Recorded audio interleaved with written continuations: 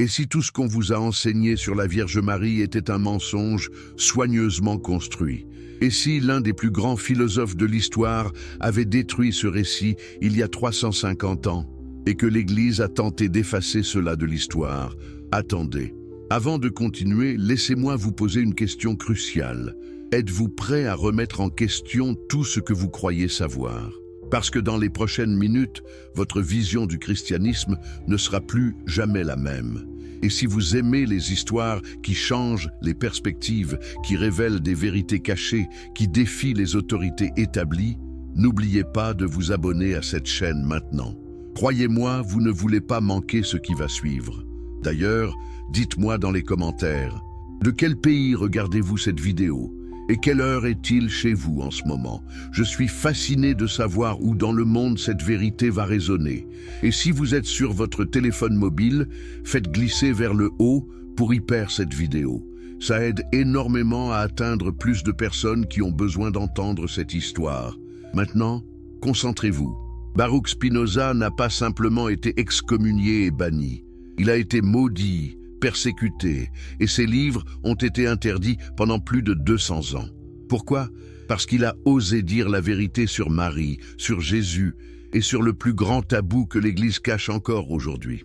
Vous voyez, nous vivons dans un monde où des milliards de personnes croient en une histoire de virginité miraculeuse, de conception divine, d'un enfant Dieu né pour sauver l'humanité.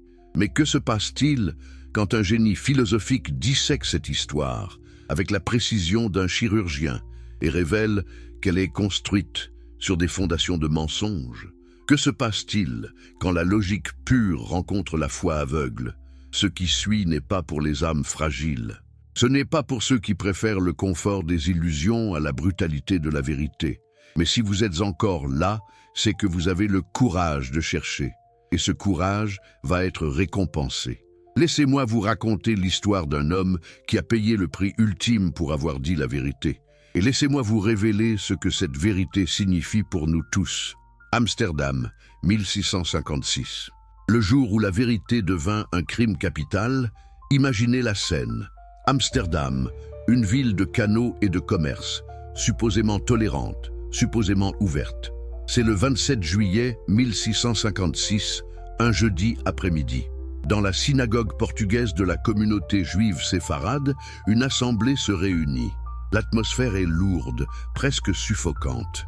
Les hommes portent leurs châles de prière, leurs visages sont graves, certains affichent même de la colère. Qui attendent-ils? Un jeune homme de 23 ans, Baruch Spinoza. Son nom même signifie « béni » en hébreu. Mais aujourd'hui, il va devenir le plus maudit des hommes. Comprenez-vous ce que signifie avoir 23 ans? C'est l'âge où la plupart d'entre nous commencent à peine à comprendre le monde.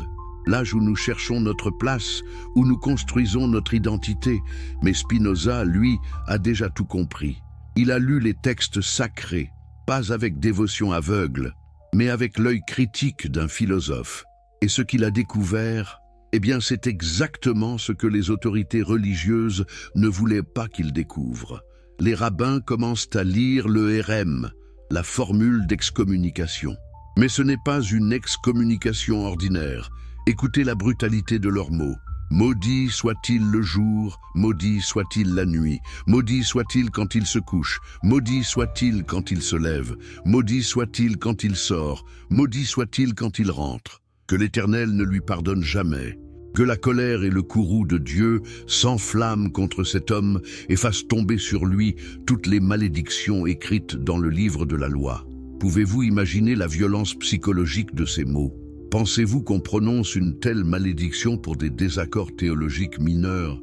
Non, cette malédiction est réservée pour ceux qui menacent les fondations même de la foi.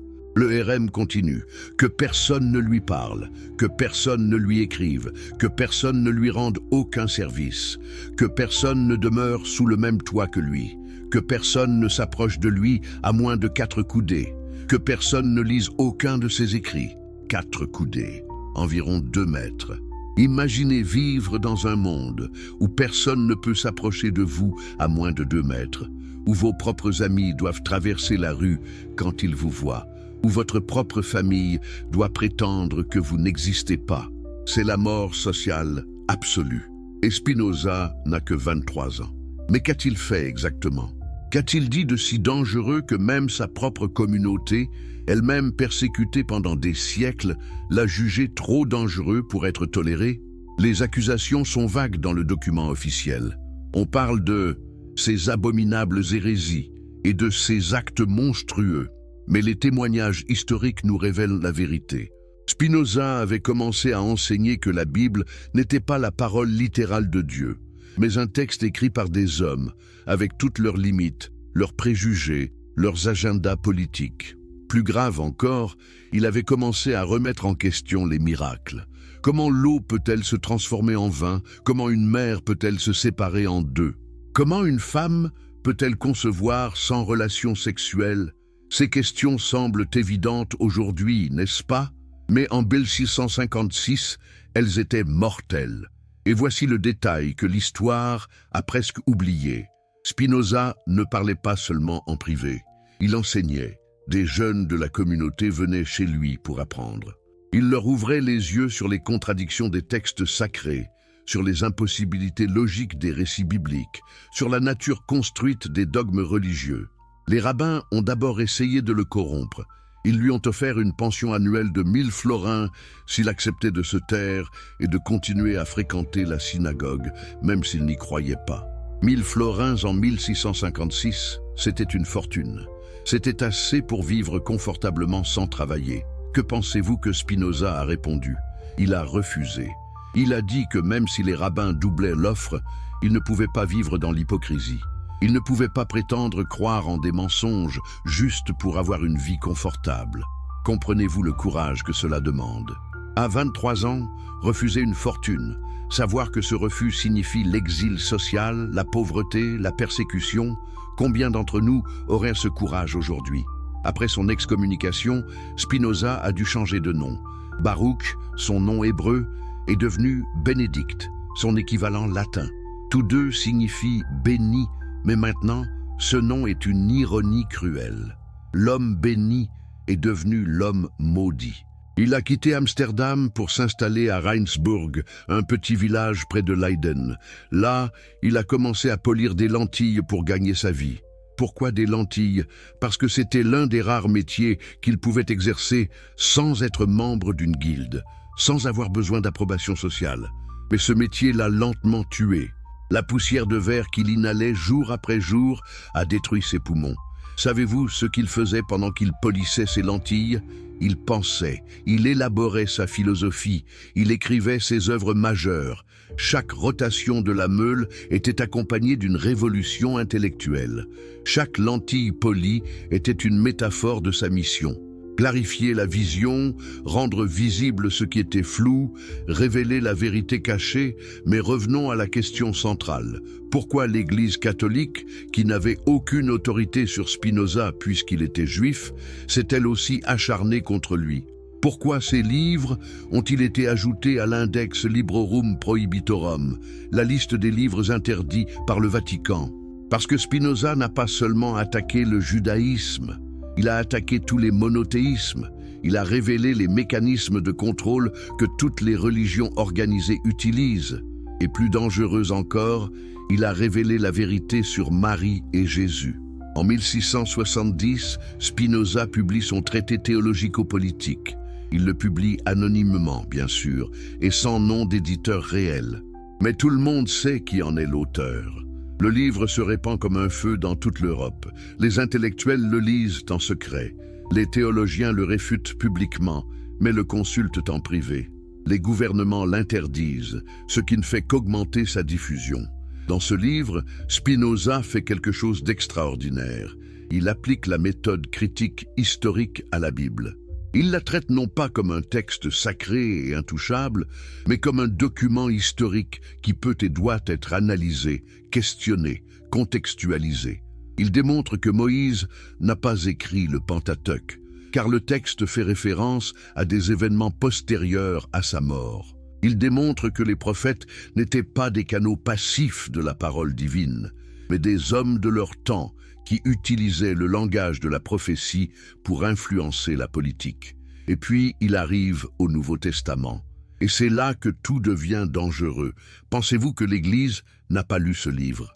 Pensez-vous qu'elle n'a pas compris immédiatement la menace existentielle qu'il représentait? Parce que si Spinoza avait raison sur la nature humaine et construite des textes bibliques, alors toute l'autorité de l'Église s'effondrait. Des tentatives d'assassinat ont été organisées. En 1660, 6 ans avant même la publication de son œuvre majeure, un fanatique religieux a essayé de le poignarder dans la rue. Spinoza a survécu de justesse. L'agresseur a raté les organes vitaux, mais a lacéré son manteau. Spinoza a gardé ce manteau troué pour le reste de sa vie. Pourquoi garder un manteau troué? Pour se rappeler à lui-même et aux autres jusqu'où la superstition religieuse peut pousser les hommes. Pour se rappeler que la vérité a toujours un prix et qu'il était prêt à le payer. Mais qu'a-t-il exactement dit sur Marie? Qu'a-t-il révélé qui justifiait tant de haine? La virginité de Marie, l'anatomie d'un mensonge nécessaire. Transportons-nous maintenant en Judée, environ 6 avant notre ère. Oui, vous avez bien entendu, avant notre ère. Jésus n'est même pas né en l'an 0. Les historiens s'accordent sur le fait qu'il est né entre 6 et 4 avant notre ère, pendant le règne d'Hérode le Grand. Mais c'est une autre erreur historique dont l'Église préfère ne pas parler. Concentrons-nous sur Marie. Qui était-elle vraiment? Une jeune fille juive, probablement âgée de 12 à 14 ans selon les coutumes de l'époque concernant les fiançailles. Elle était fiancée à Joseph, un charpentier. Dans la société juive du 1er siècle, les fiançailles étaient presque aussi contraignantes qu'un mariage. La jeune fille restait dans la maison de ses parents, mais elle était légalement la femme de son fiancé. Et voici le problème. Marie tombe enceinte avant d'aller vivre avec Joseph. Comprenez-vous ce que cela signifiait dans cette société? Ce n'était pas simplement un scandale, c'était un crime capital. La loi du Deutéronome est claire. Une femme fiancée qui couche avec un autre homme doit être lapidée à mort, et l'homme avec elle. Imaginez la terreur de Marie. Elle est enceinte. Elle sait ce que la loi prescrit. Elle sait que si la vérité est découverte, elle sera traînée hors de la ville et tuée à coups de pierre. Et pas une mort rapide. La lapidation est conçue pour être lente, douloureuse, humiliante. Tout le village participe. Même les membres de sa propre famille sont tenus de jeter des pierres. Alors que fait-elle? Quelle histoire peut-elle raconter pour sauver sa vie? Pensez à la psychologie de ce moment. Vous êtes une fille de 13 ans. Vous êtes enceinte. Votre vie est finie, à moins que vous ne trouviez une explication qui satisfasse les autorités religieuses. Quelle est la seule explication qui pourrait fonctionner dans une société profondément religieuse et superstitieuse? Un miracle, une intervention divine, un ange. L'Évangile selon Matthieu nous raconte que Joseph, découvrant la grossesse de Marie, voulait la répudier secrètement pour lui éviter la honte publique. Spinoza s'arrête sur ce passage. Pourquoi secrètement? Parce que Joseph était un homme juste. Mais que signifie « juste » ici? Cela signifie qu'il connaissait la loi. Il savait que révéler publiquement l'adultère de Marie entraînerait sa mort. Mais voici la question que personne ne pose. Si Joseph était si juste, pourquoi envisageait-il de la répudier? S'il croyait vraiment à l'histoire de l'ange, pourquoi douter? La réponse est évidente. Il ne croyait pas à l'histoire de l'ange. Il pensait que Marie avait eu une relation avec un autre homme. Le texte dit ensuite qu'un ange lui est apparu en rêve pour lui dire de ne pas craindre de prendre Marie comme épouse. Spinoza démonte cette affirmation avec une précision chirurgicale. Un rêve, pas une apparition physique, un rêve. Et qui peut vérifier un rêve? Personne. Spinoza va plus loin. Il examine les parallèles entre l'histoire de la naissance de Jésus et d'autres récits de naissance miraculeuse dans la mythologie antique. Savez-vous combien de figures divines ou semi-divines dans l'Antiquité sont nées de vierges? Perseus, Romulus et Remus, Horus, Mitra, Krishna, Horus. Le motif de la naissance virginale était un trope littéraire courant pour signaler qu'une personne était spéciale, choisie par les dieux. Les auteurs des évangiles, écrivant des décennies après la mort de Jésus, connaissaient ces histoires. Ils écrivaient pour un public grec et romain qui attendait ce genre de récit pour les figures héroïques. Donc ils ont créé une naissance miraculeuse pour Jésus en empruntant les motifs narratifs de leur époque.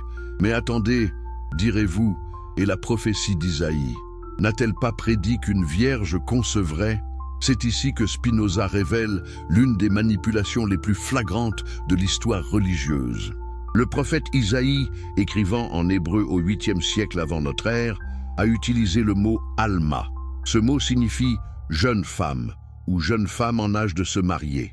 Il n'implique pas nécessairement la virginité.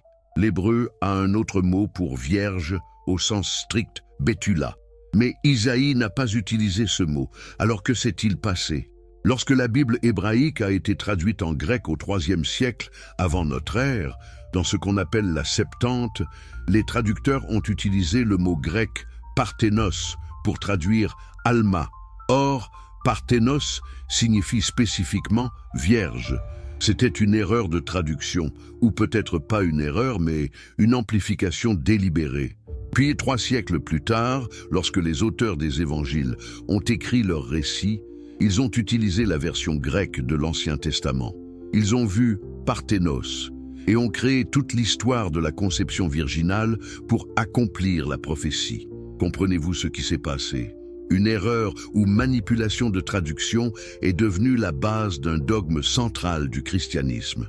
La virginité perpétuelle de Marie, qui sera proclamée comme dogme officiel des siècles plus tard, repose sur une mauvaise compréhension ou distorsion délibérée d'un mot hébreu. Spinoza ne s'arrête pas là. Il examine le contexte historique d'Isaïe. Le prophète ne parlait pas d'un événement qui se produirait 700 ans plus tard. Il parlait de son propre temps, du fils qui naîtrait de la femme du roi Achaz. C'était une prophétie politique immédiate, pas une prédiction messianique lointaine. Mais les auteurs chrétiens, cherchant à légitimer Jésus comme le Messie, ont réinterprété des passages de l'Ancien Testament hors contexte. Ils ont pratiqué ce qu'on appelle la lecture typologique. Chercher des préfigurations du Christ partout dans les textes hébreux, même là où les auteurs originaux n'avaient aucune intention messianique. Maintenant, parlons de biologie, parce que Spinoza était aussi un naturaliste, fasciné par les lois de la nature. Dans son œuvre majeure, l'Éthique, il établit un principe fondamental. Rien dans la nature ne se produit qui contredise ces lois universelles et éternelles. Appliquons ce principe à la conception virginale. La parthénogenèse, ou reproduction sans fécondation, existe dans la nature. Certains reptiles, insectes et poissons peuvent se reproduire ainsi. Mais chez les mammifères, jamais. C'est biologiquement impossible. Les mammifères ont besoin d'un spermatozoïde pour activer l'ovule et fournir la moitié du matériel génétique. Même si, par un miracle inexplicable, un ovule humain s'était développé sans fécondation, le résultat aurait été une fille, pas un garçon, parce que Marie, ne possédant que des chromosomes X, n'aurait pu transmettre qu'un chromosome X. Il n'y aurait eu aucun moyen de produire un enfant avec un chromosome Y. Donc pour que Jésus soit un homme né d'une vierge, il aurait fallu non seulement une parthénogenèse miraculeuse, mais aussi une création miraculeuse d'un chromosome Y à partir de rien. C'est une violation double des lois naturelles. Et Spinoza demande, si Dieu viole ses propres lois naturelles pour faire naître Jésus, alors pourquoi ne pas simplement faire apparaître Jésus adulte, sans passer par une grossesse et une naissance? Pourquoi ce processus compliqué est biologiquement impossible? La réponse, selon Spinoza, est que l'histoire de la conception virginale n'a jamais été conçue comme un fait littéral. C'était un symbole, une métaphore pour la pureté spirituelle de Jésus. Mais au fil des siècles, les métaphores sont devenues des doctrines littérales, et ceux qui refusaient de les croire littéralement étaient brûlés vifs. Pensez à l'absurdité de la situation. Des millions de personnes ont été tuées au nom d'un Dieu d'amour, dont le Fils serait né miraculeusement d'une vierge. L'Inquisition a torturé et brûlé des gens pour avoir douté de la virginité de Marie. Des guerres ont été menées. Des civilisations ont été détruites. Tout cela pour défendre quoi? Une histoire qui viole toutes les lois de la biologie et de la logique? Spinoza observe également un détail révélateur dans les évangiles. Seulement 2 des 4 évangiles mentionnent la naissance virginale. Marc, le plus ancien évangile, n'en parle pas du tout. Il commence son récit avec Jean-Baptiste et le baptême de Jésus adulte. L'évangile de Jean, le plus tardif, ne mentionne pas non plus la naissance virginale. Il commence par un prologue philosophique sur le Logos. Seuls Matthieu et Luc racontent l'histoire de la naissance miraculeuse. Et leurs versions se contredisent sur des détails cruciaux. Matthieu place la famille à Bethléem, fuyant ensuite en Égypte. Luc les place à Nazareth, voyageant à Bethléem pour un recensement, puis retournant à Nazareth. Ces récits ne peuvent pas être tous deux historiquement vrais. Pourquoi ces contradictions? Parce que chaque auteur avait un agenda différent. Matthieu écrivait pour un public juif et voulait montrer que Jésus accomplissait les prophéties messianiques de l'Ancien Testament. Luc écrivait pour un public grec et voulait présenter Jésus comme un sauveur universel. Ils ont créé des histoires de naissance qui servaient à leurs objectifs théologiques respectifs. Et qu'en est-il de Joseph? Après les récits de naissance, il disparaît presque complètement des évangiles. Il est mentionné 1 ou 2 fois, puis plus rien. La tradition assume qu'il est mort pendant l'enfance de Jésus. Mais n'est-ce pas pratique? Le témoin principal de la conception de Jésus disparaît de l'histoire avant que Jésus ne commence son ministère. Spinoza suggère une autre possibilité. Joseph savait la vérité. Il savait que Jésus était son fils biologique, mais pour protéger Marie et éviter le scandale, il a accepté l'histoire de la conception miraculeuse. C'était une fiction nécessaire, un mensonge pieux pour sauver une vie et préserver l'honneur de la famille. Et cette fiction est devenue le fondement d'une religion qui dominerait le monde occidental pendant 2 millénaires. Mais qui était réellement le père de Jésus si ce n'était pas Joseph?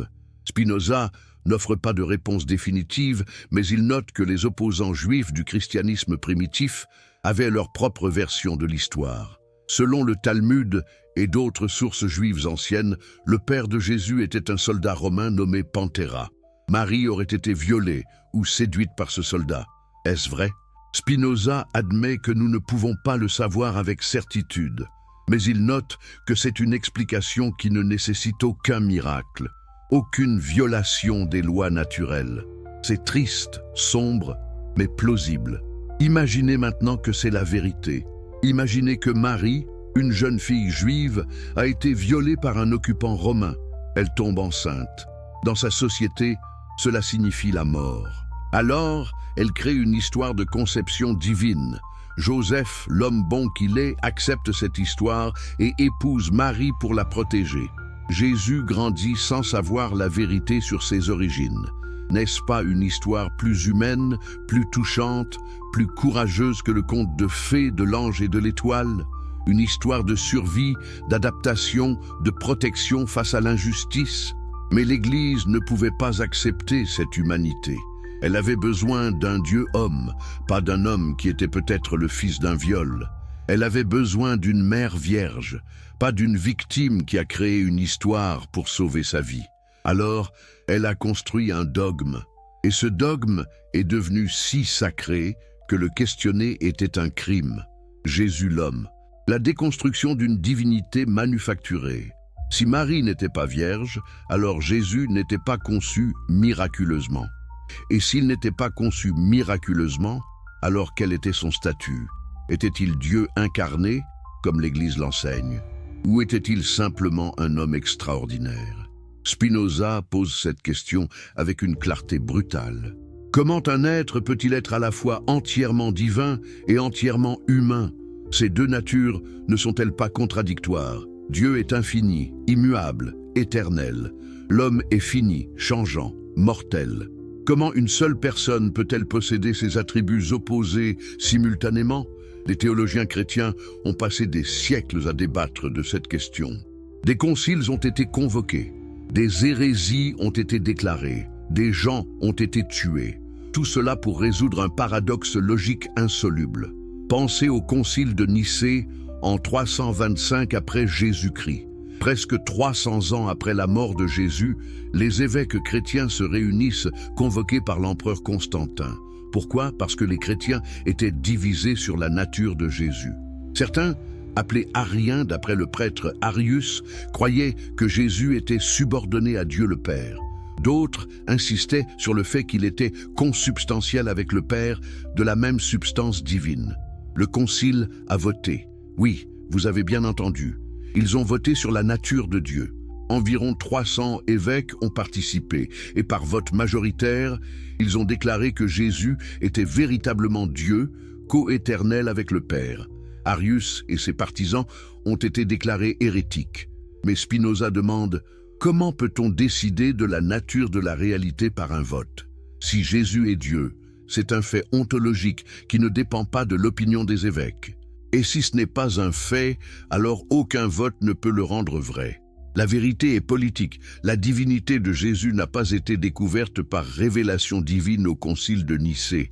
Elle a été décidée pour des raisons politiques par un empereur qui avait besoin d'unifier son empire fracturé sous une religion unique et cohérente.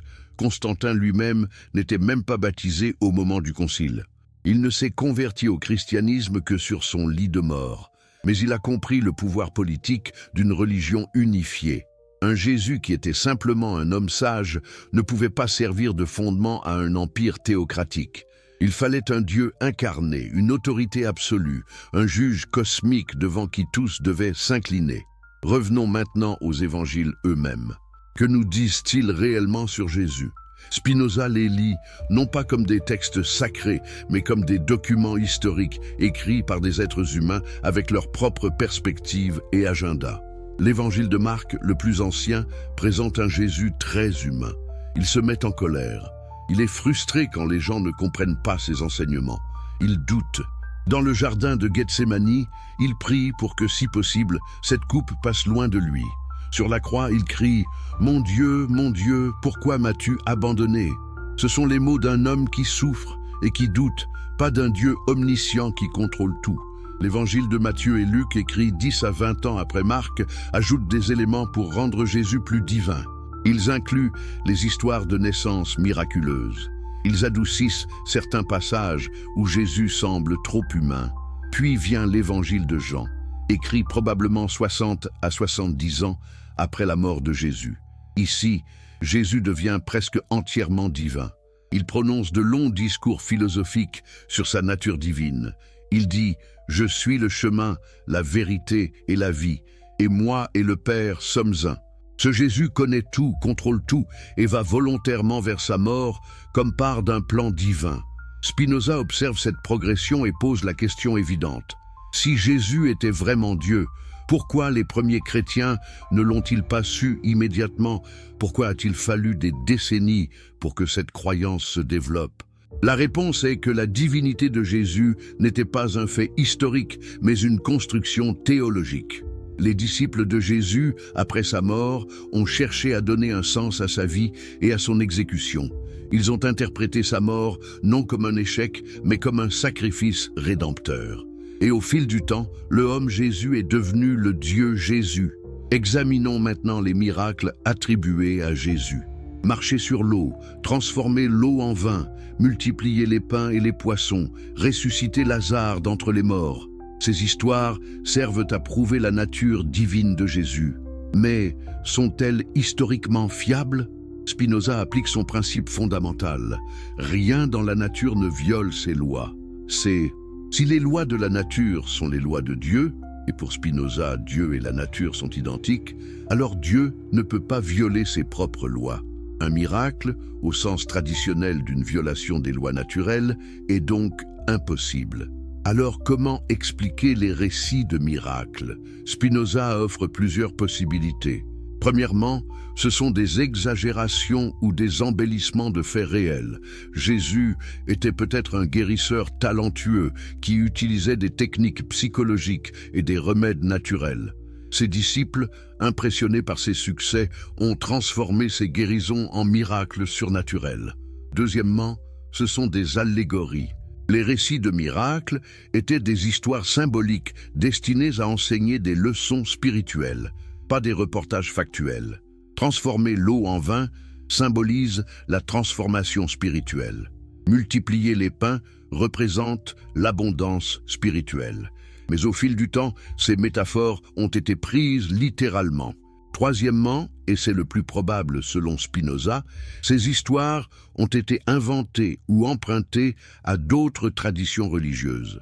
Savez-vous que des histoires de multiplication de nourriture existent dans l'Ancien Testament avec Élisée? Que des histoires de marche sur l'eau existent dans les mythes grecs? Les auteurs des évangiles connaissaient ces histoires et les ont adaptées pour glorifier Jésus, considérer la résurrection de Lazare. C'est le miracle le plus spectaculaire de l'évangile de Jean. Jésus ressuscite un homme qui est mort depuis 4 jours, dont le corps commence déjà à se décomposer. C'est censé être la preuve ultime de la puissance divine de Jésus. Mais voici le problème. Cette histoire n'apparaît que dans l'évangile de Jean, le dernier écrit. Ni Marc, ni Matthieu, ni Luc ne la mentionnent. Comment est-ce possible? Si Jésus avait vraiment ressuscité un homme d'entre les morts devant des témoins, ne serait-ce pas l'événement le plus important de son ministère? Pourquoi les évangélistes précédents l'auraient-ils omis? La réponse évidente est que l'histoire a été inventée par l'auteur de Jean pour souligner la nature divine de Jésus et préfigurer sa propre résurrection. C'est une création littéraire, pas un fait historique. Et qu'en est-il de la résurrection de Jésus lui-même? C'est le fondement absolu de la foi chrétienne. Paul lui-même a écrit « Si Christ n'est pas ressuscité, votre foi est vaine ». Spinoza examine les récits de résurrection avec le même regard critique. Premièrement, il note que personne n'a réellement vu Jésus ressuscité. Le tombeau a été trouvé vide. Puis, Jésus est apparu à divers disciples. Mais ces apparitions sont-elles fiables? Considérez les circonstances. Les disciples étaient traumatisés par la crucifixion de leur maître. Ils étaient en deuil, effrayés, peut-être en état de choc. Dans de telles conditions, les visions et les hallucinations sont psychologiquement courantes. Des gens qui ont perdu des êtres chers rapportent souvent avoir vu ou entendu le défunt peu après sa mort. De plus, les récits de résurrection se contredisent. Qui est allé au tombeau? Combien d'anges étaient là? À qui Jésus est-il apparu en premier? Dans quel ordre? Les 4 évangiles donnent des versions différentes de ces détails cruciaux. Spinoza suggère une explication naturelle. Jésus est mort sur la croix. Ses disciples, incapables d'accepter que leur Messie promis ait été exécuté comme un criminel, ont créé un récit de résurrection pour transformer la défaite en victoire. Les visions de Jésus étaient des expériences psychologiques subjectives, pas des rencontres physiques avec un corps ressuscité. Et le tombeau vide? Peut-être que le corps a été déplacé par les autorités romaines ou par d'autres disciples. Peut-être qu'il n'était pas mort quand il a été mis dans le tombeau et s'est échappé plus tard. Ou peut-être que les femmes sont allées au mauvais tombeau dans la confusion et l'obscurité du petit matin. Ces explications naturelles ne nécessitent aucun miracle. Elles sont cohérentes avec ce que nous savons de la psychologie humaine, du comportement des groupes religieux et des pratiques d'enterrement du 1er siècle. Alors pourquoi l'Église insiste-t-elle sur une résurrection physique littérale? Parce que, sans la résurrection, Jésus n'est qu'un autre prédicateur juif exécuté par les Romains. Il y en avait beaucoup à cette époque.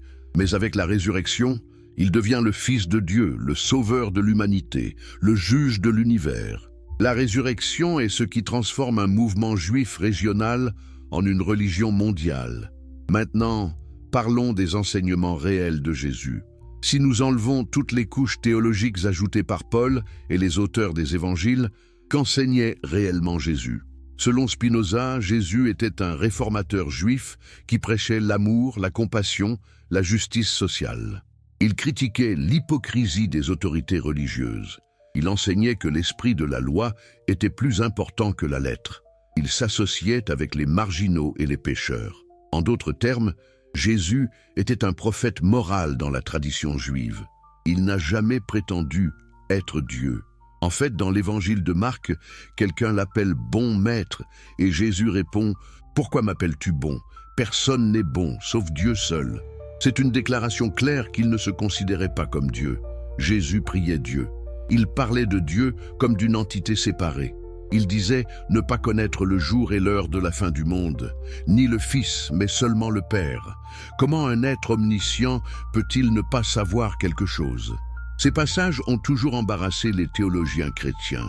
Ils inventent des explications complexes, impliquant les deux natures de Christ, sa nature humaine, ne sachant pas ce que sa nature divine sait.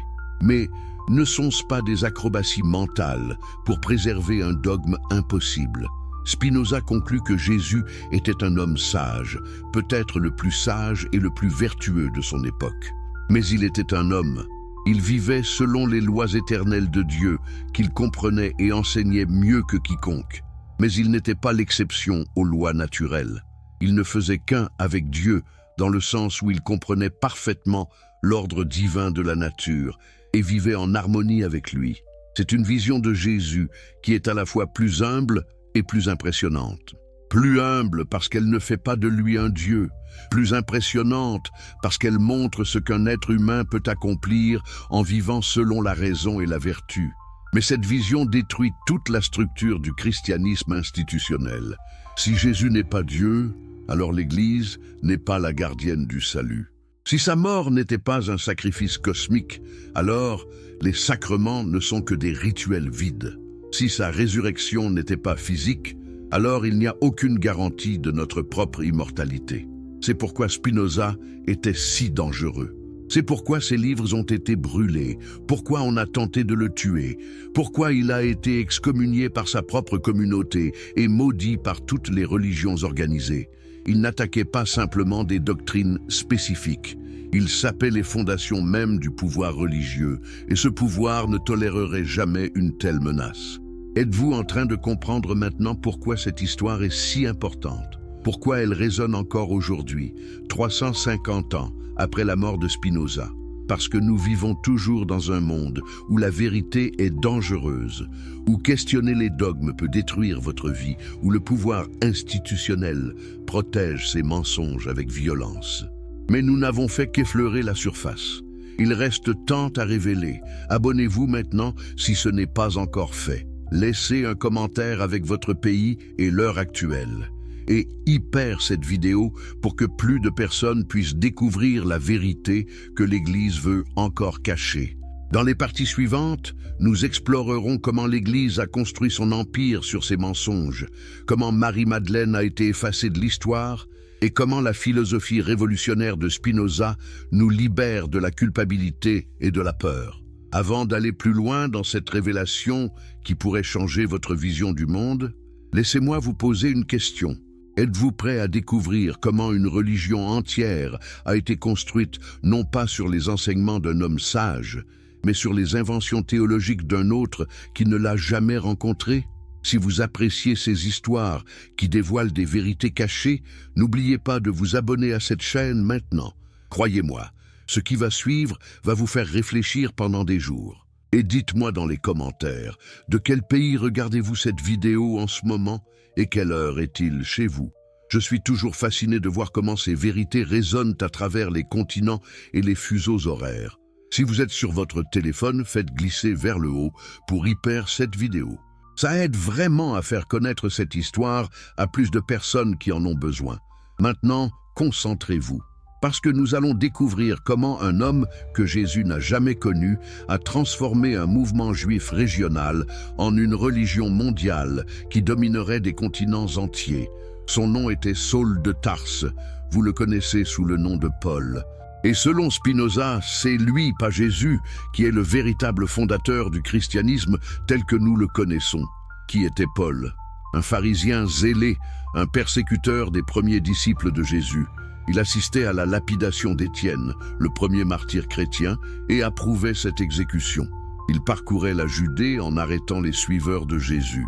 C'était un homme violent, convaincu de défendre la pureté du judaïsme contre une secte hérétique. Puis, selon le récit des Actes des Apôtres, quelque chose d'extraordinaire s'est produit sur le chemin de Damas. Une lumière aveuglante, une voix. Jésus lui serait apparu dans une vision et l'aurait converti instantanément. Paul est devenu le plus ardent défenseur de la foi qu'il avait jadis persécuté. Mais attendez, réfléchissons à cela avec l'esprit critique de Spinoza. Paul n'a jamais rencontré Jésus de son vivant. Il n'a jamais entendu ses enseignements directement. Il n'a jamais marché avec lui en Galilée, n'a jamais écouté le sermon sur la montagne, n'a jamais été témoin des événements qu'il prêcherait plus tard. Tout ce qu'il savait de Jésus venait de visions, de révélations mystiques qu'il prétendait recevoir directement. Et sur la base de ces visions subjectives, Paul a créé une théologie entièrement nouvelle qui allait supplanter les enseignements réels de Jésus. Pensez-y, les véritables disciples de Jésus, ceux qu'il avait connus personnellement, qui avaient passé des années avec lui, qui avaient entendu ces mots de leurs propres oreilles, étaient encore vivants quand Paul a commencé sa mission. Pierre, Jacques, le frère de Jésus, Jean, ils dirigeaient la communauté de Jérusalem et ils étaient en désaccord profond avec Paul. Le livre des Actes essaie de minimiser ces conflits, mais les lettres de Paul lui-même révèlent la vérité. Dans l'Épître aux Galates, Paul raconte sa confrontation avec Pierre à Antioche. Il dit qu'il a résisté en face à Pierre parce que Pierre, sous la pression des disciples de Jacques, avait cessé de manger avec les gentils convertis. Comprenez-vous ce que cela signifie? Paul, qui n'avait jamais rencontré Jésus, réprimandait publiquement Pierre, le disciple le plus proche de Jésus, celui à qui Jésus aurait dit « Tu es Pierre, et sur cette pierre je bâtirai mon église ». Comment Paul pouvait-il avoir cette audace? Parce qu'il croyait que ses visions lui donnaient une autorité supérieure, même aux témoins directs. Spinoza examine minutieusement les lettres de Paul, les plus anciens documents du Nouveau Testament. Elles ont été écrites dans les années 50 après Jésus-Christ, une vingtaine d'années après la crucifixion, et surtout avant les évangiles. Cela signifie que la théologie de Paul a précédé et influencé les récits de la vie de Jésus que nous trouvons dans les évangiles. Qu'enseignait Paul? Une théologie du salut par la foi en la mort et la résurrection de Christ. Il a introduit le concept du péché originel hérité d'Adam.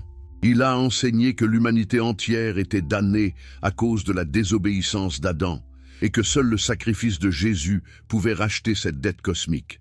Mais où Jésus a-t-il enseigné cela? Nulle part dans les évangiles, Jésus ne parle de péché originel. Il ne dit jamais « Je vais mourir pour racheter les péchés de l'humanité ».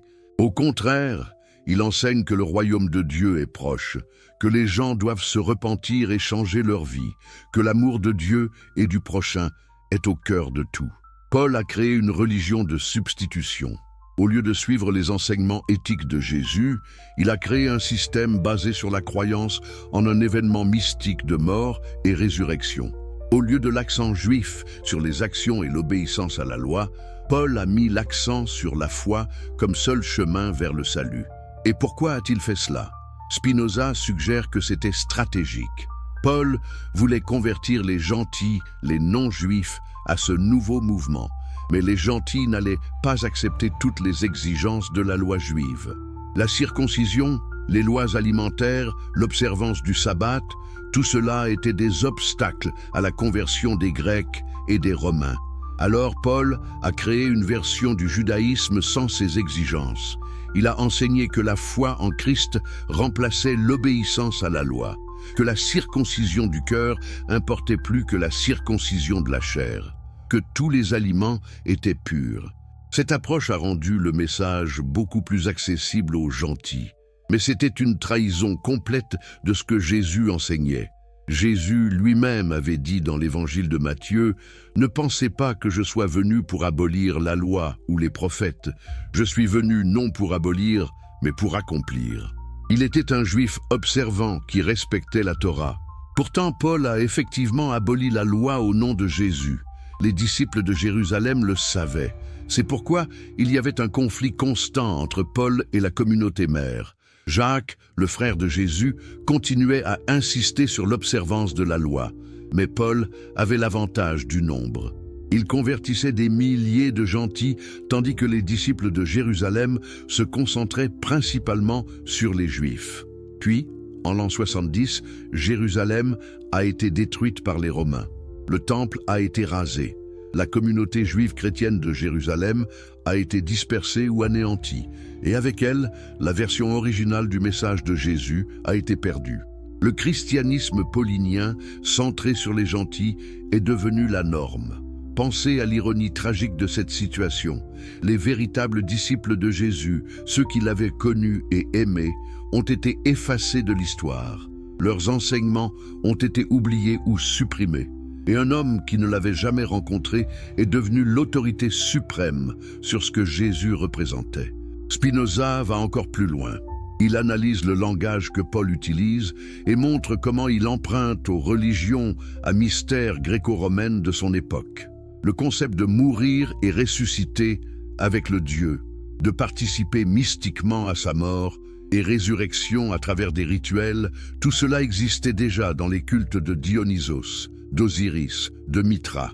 Paul a pris le message juif de Jésus et l'a habillé dans des vêtements hellénistiques. Il a créé une religion syncrétique qui pouvait plaire à la fois aux Juifs de la diaspora et aux gentils attirés par les religions à mystère.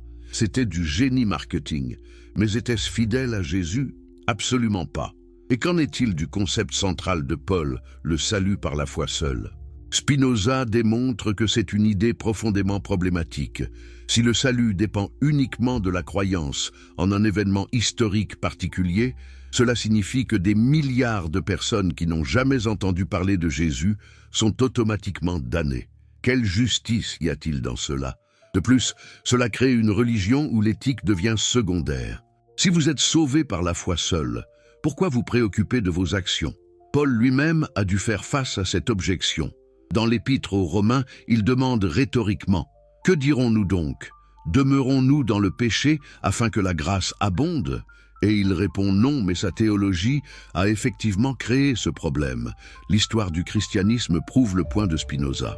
Combien de fois des chrétiens ont-ils commis des atrocités tout en prétendant être sauvés par leur foi? L'Inquisition, les croisades, les guerres de religion, l'esclavage, la colonisation, tout cela a été justifié par des gens qui croyaient fermement en leur salut par la foi en Christ. Spinoza propose une alternative radicale. Le salut, si un tel concept a un sens, ne peut venir que de la connaissance et de la vertu. Connaître Dieu signifie comprendre les lois éternelles de la nature. Être sauvé signifie vivre en harmonie avec ces lois, développer la raison et la compassion, contribuer au bien-être collectif. Aucun rituel, aucune croyance en des événements miraculeux n'est nécessaire. C'est un message profondément libérateur, mais aussi terrifiant pour les institutions religieuses. Parce que si Spinoza a raison, les prêtres et les rituels sont inutiles. Chaque personne peut accéder directement à la connaissance de Dieu à travers la raison et l'expérience. L'Église n'est plus nécessaire comme intermédiaire entre Dieu et l'humanité. Maintenant, parlons des évangiles eux-mêmes. Qui les a écrits? Quand? Et dans quel but? Ces questions sont cruciales pour comprendre la construction du christianisme. La tradition chrétienne attribue les évangiles à Matthieu, le collecteur d'impôts, Marc, le compagnon de Pierre, Luc, le médecin, et Jean, le disciple bien-aimé. Mais les érudits modernes et Spinoza avant eux ont démontré que ces attributions sont fausses. Les évangiles sont anonymes. Les noms leur ont été attachés au IIe siècle pour leur donner une autorité apostolique. Les auteurs réels étaient des chrétiens de 2e ou 3e génération qui écrivaient en grec, pas en araméen, la langue de Jésus. Ils n'étaient pas des témoins oculaires. Ils compilaient des traditions orales, des collections de paroles de Jésus et les organisaient selon leur propre perspective théologique. Marc, le premier évangile écrit vers l'an 70, présente un Jésus apocalyptique qui annonce la fin imminente du monde. En vérité, je vous le dis, cette génération ne passera point que tout cela n'arrive. Mais cette génération est passée et la fin n'est pas venue. Comment expliquer cela? Spinoza note que Jésus, comme beaucoup de prophètes juifs de son époque, attendait vraiment une intervention divine imminente. Il se trompait. Il était un homme de son temps, partageant les croyances apocalyptiques communes à son contexte historique. Ce n'est pas un échec moral, c'est simplement une preuve de son humanité. Matthieu et Luc, écrits dans les années 80-90, ont copié Marc mais ont ajouté leurs propres matériaux. Matthieu ajoute les récits de naissance, le sermon sur la montagne et de nombreuses références à l'Ancien Testament pour convaincre les Juifs que Jésus était le Messie promis. Luc ajoute des paraboles uniques, souligne la compassion de Jésus pour les marginaux et présente un Jésus plus universel pour un public gentil. Mais remarquez comment ces ajouts changent l'histoire. Chaque évangéliste a un agenda. Matthieu veut montrer que Jésus accomplit les prophéties juives. Luc veut montrer que Jésus est le sauveur universel. Leurs récits ne sont pas des reportages neutres, mais des théologies narratives. L'évangile de Jean, écrit vers l'an 90-100, va encore plus loin. Ici, Jésus ne parle presque pas du royaume de Dieu. Au lieu de cela, il prononce de longs discours sur sa propre nature divine. « Je suis le pain de vie. Je suis la lumière du monde. Je suis la résurrection et la vie. » Ce Jésus n'est pas le prédicateur juif apocalyptique de Marc. C'est un être divin descendu du ciel. Spinoza analyse ces différences et conclut que nous ne pouvons pas savoir avec certitude ce que Jésus a réellement dit ou fait. Nous avons seulement 4 interprétations théologiques écrites 40 à 70 ans après sa mort. C'est comme essayer de reconstruire les vrais enseignements de Socrate à partir de Platon, Xénophon et Aristophane, qui donnent tous des versions différentes. Mais il y a pire. Les évangiles que nous avons ne sont même pas les versions originales. Ils ont été copiés à la main pendant des siècles avant l'invention de l'imprimerie. Et les copistes ont fait des erreurs, ont ajouté des notes marginales qui sont devenues partie du texte, ont harmonisé les contradictions entre les évangiles. Les érudits textuels ont identifié des milliers de variantes entre les manuscrits anciens du Nouveau Testament. Certaines sont mineures, mais d'autres changent le sens. Par exemple, la fin de l'évangile de Marc, avec les apparitions de Jésus ressuscité, n'existe pas dans les manuscrits les plus anciens. Elle a été ajoutée plus tard. L'histoire de la femme adultère dans Jean 8 n'apparaît pas non plus dans les premiers manuscrits. Que signifie tout cela ? Cela signifie que la Bible n'est pas un texte tombé du ciel, inaltéré et parfait. C'est un document humain créé, édité, copié, modifié par des êtres humains avec leurs propres croyances, préjugés et erreurs. Spinoza va encore plus loin en examinant comment l'Église a décidé quels livres seraient inclus dans le canon biblique. Au cours des premiers siècles, il y avait des douzaines d'évangiles, d'actes, de lettres et d'apocalypses circulant parmi les communautés chrétiennes. L'évangile de Thomas, l'évangile de Marie-Madeleine, l'évangile de Pierre, l'évangile de Judas et beaucoup d'autres. Certains de ces textes présentaient des visions très différentes de Jésus. L'évangile de Thomas, par exemple, est une collection de paroles sans récit de mort et résurrection. L'évangile de Marie présente Marie-Madeleine comme le disciple le plus proche de Jésus, celui qui a reçu des enseignements secrets que même Pierre ne connaissait pas. Pourquoi ces textes ont-ils été exclus ? Parce qu'ils contredisaient la théologie que l'Église institutionnelle voulait promouvoir. Les évêques du IVe siècle ont décidé quels livres étaient inspirés et lesquels étaient hérétiques. Ce n'était pas une décision basée sur la vérité historique, mais sur la conformité doctrinale. Les textes exclus ont été détruits. Pendant des siècles, nous ne les connaissions que par les réfutations que les pères de l'Église en faisaient. Puis, au XXe siècle, des découvertes archéologiques comme les manuscrits de Nag Hammadi en Égypte ont révélé certains de ces textes perdus. Et ils racontent une histoire très différente du christianisme primitif. Ils montrent une diversité incroyable de croyances dans les premières communautés chrétiennes. Certains chrétiens étaient gnostiques, croyant que le monde matériel était mauvais et créé par un Dieu inférieur. D'autres étaient docétiques, croyant que Jésus n'avait qu'une apparence de corps humain.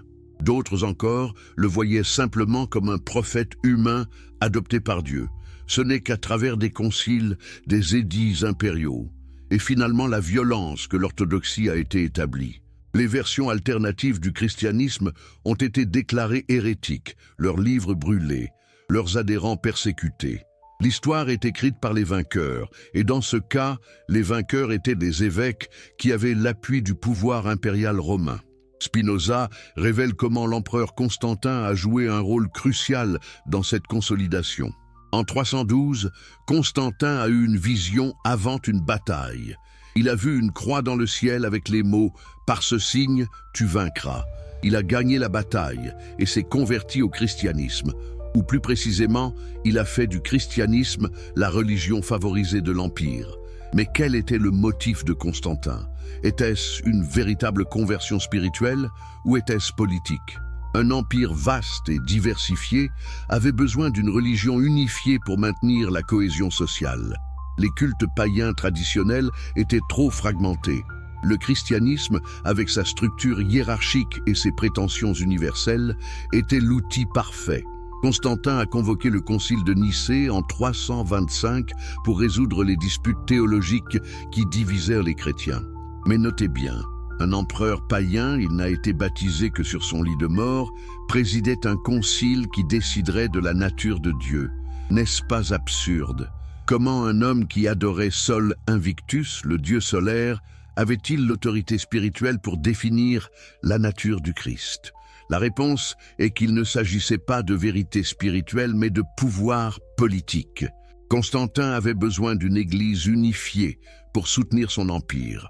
Les évêques avaient besoin du soutien impérial pour écraser leurs rivaux théologiques. C'était un marché, un échange de pouvoir temporel contre légitimité spirituelle. Et cet arrangement a fonctionné. Le christianisme est devenu la religion d'État de l'Empire romain. Les temples païens ont été fermés ou convertis en églises. Les prêtres païens ont été persécutés. Les livres philosophiques grecs ont été brûlés. Une nouvelle théocratie chrétienne est née. Mais à quel prix? Le message original de Jésus, quoi qu'il ait été, a été complètement transformé. Un prédicateur juif itinérant qui enseignait l'amour et la justice est devenu le fondateur d'une religion impériale qui justifierait des siècles de violence, d'oppression et de contrôle. Spinoza observe cette transformation avec horreur. Il écrit dans son traité théologico-politique: « La véritable religion consiste en la justice et la charité, ou l'amour envers le prochain. Tout le reste, les dogmes, les rituels, les hiérarchies ecclésiastiques, sont des ajouts humains conçus pour contrôler les masses. Et ce contrôle était exercé de manière brutale. Ceux qui doutaient des dogmes établis étaient torturés et tués. L'Inquisition, créée au XIIIe siècle, a systématisé la persécution des hérétiques. Des tribunaux religieux avaient le pouvoir d'arrêter, de torturer et d'exécuter quiconque remettait en question l'enseignement de l'Église. Pensez aux méthodes: le chevalet, le brodequin, la question de l'eau, le garrot, des instruments de torture conçus pour briser le corps et l'esprit. Et tout cela au nom d'un Dieu d'amour pour protéger les âmes des damnés en les forçant à confesser leurs erreurs. Spinoza lui-même a vécu à une époque où l'Inquisition était encore active. En Espagne et au Portugal, les convertis du judaïsme, appelés conversos ou maranes, étaient constamment surveillés.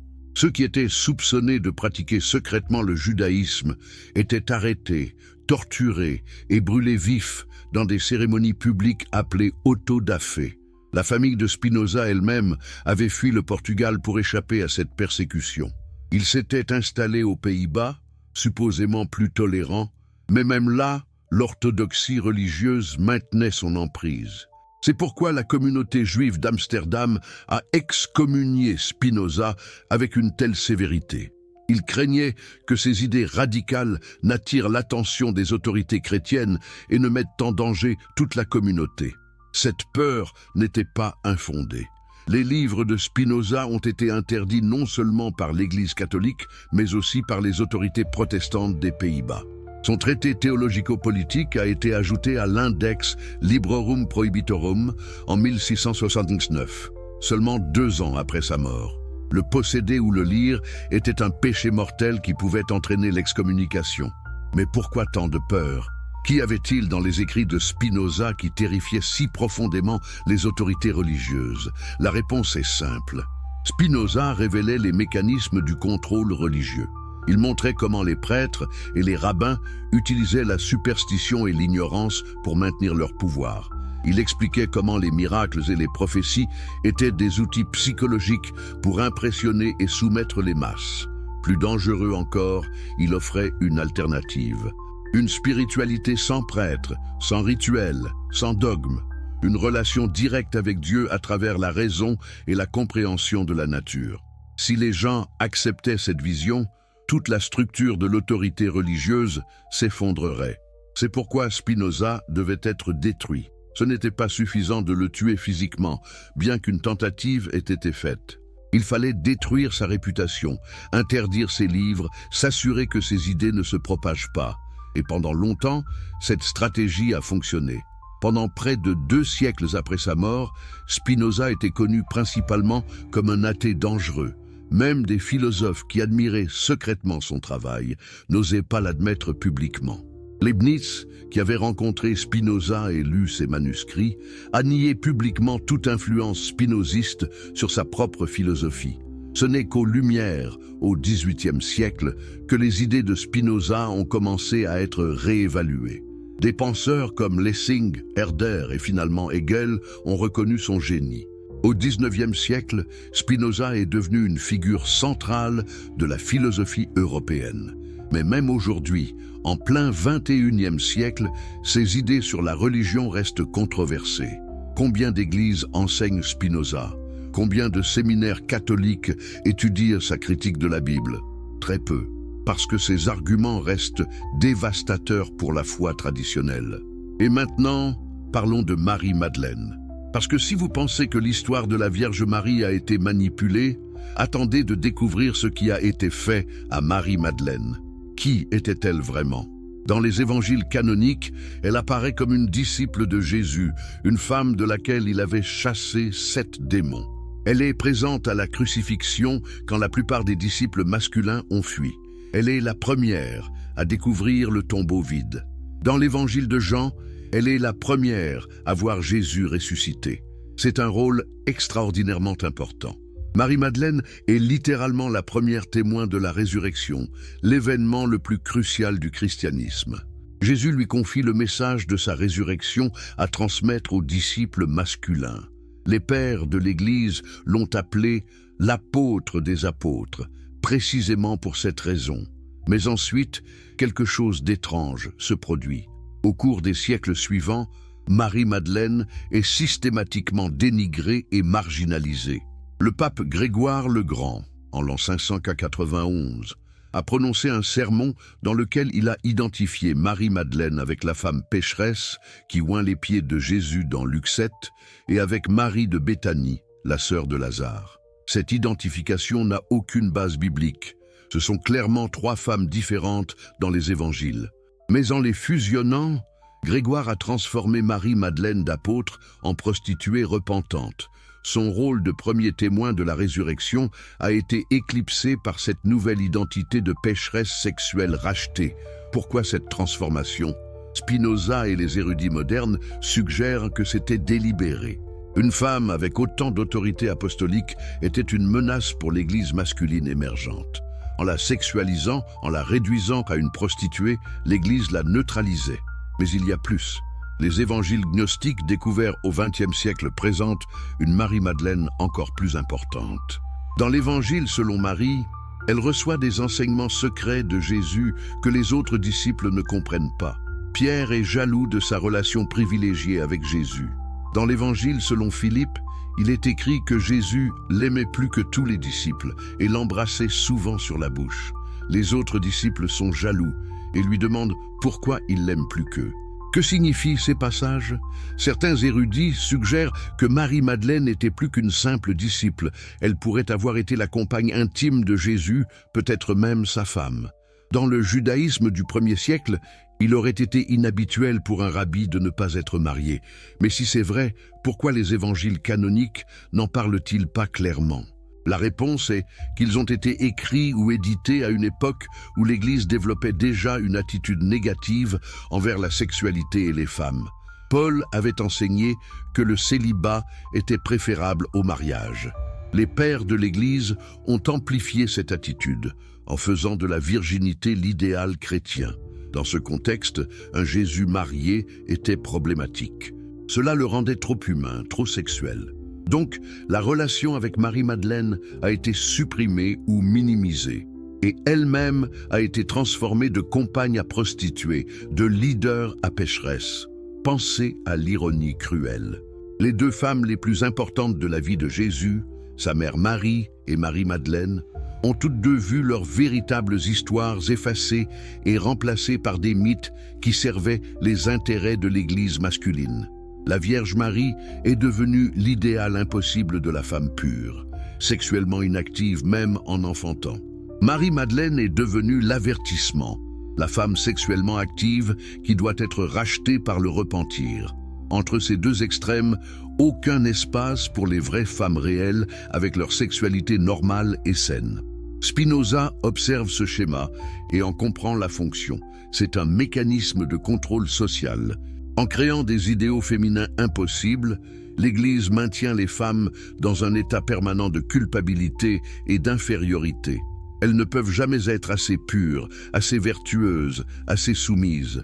Et ce contrôle s'étendait à tous les aspects de la vie. L'Église dictait qui pouvait se marier, quand, comment. Elle interdisait le divorce même en cas de violence conjugale. Elle condamnait toute forme de contraception. Elle définissait quels actes sexuels étaient permis même entre époux. Combien de souffrances ont résulté de ces doctrines? Combien de femmes piégées dans des mariages abusifs, sans possibilité d'échapper? Combien de grossesses non désirées parce que la contraception était un péché? Combien de familles plongées dans la pauvreté parce qu'elles ne pouvaient pas contrôler le nombre d'enfants? Et tout cela justifié par des textes qui avaient été manipulés, interprétés, réinterprétés pour servir les intérêts de ceux au pouvoir. La virginité de Marie, la pécheresse repentante Marie-Madeleine, les enseignements de Paul sur la subordination des femmes, tout cela a créé un système oppressif qui dure encore aujourd'hui dans certaines parties du monde. Spinoza offre une vision radicalement différente. Pour lui, la sexualité n'est ni sacrée ni pécheresse, c'est simplement naturel, une partie de l'ordre éternel de la nature. Il n'y a pas de honte dans le désir sexuel, pas de culpabilité dans la satisfaction de ce désir entre adultes consentants.